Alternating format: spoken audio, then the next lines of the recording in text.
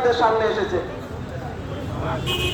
তাই আমরা ভারতীয় জনতা পার্টির পক্ষ থেকে এলাকার সকল নাগরিককে আশ্বস্ত করতে চাই, ভয় আউট, ভরসাহীন, ভয় আউট, ভরসাহীন।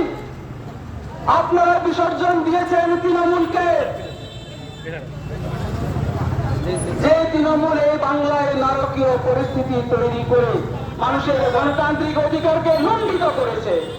তাই আজকে আমরা এসেছি আপনাদের ধন্যবাদ জানাবার জন্য, আমরা এসেছি এলাকার সকল নাগরিক বৃন্দকে অভিনন্দন জানাবার জন্য, আমরা এসেছি আমাদের কৃতজ্ঞতা জানাবার জন্য আপনাদের কাছে, যাদের আশীর্বাদে বাংলার মা তার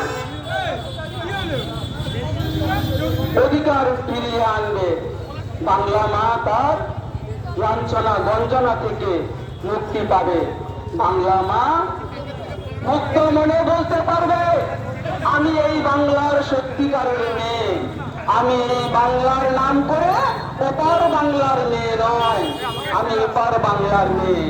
আর বাংলা তার নিজের মেয়েকে চায়। কোন মেয়েকে চায়?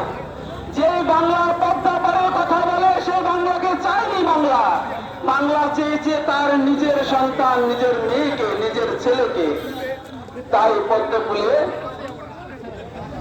পদ্মফুলময় সারা বাংলা হয়েছে এবং ভারতীয় জনতা পার্টি আপনাদের সেবায়, আপনাদের সুরক্ষায়, আপনাদের উন্নতিতে, আপনাদের সামাজিক ব্যবস্থায় সব কিছুতে আপনাদের সঙ্গে থাকবে।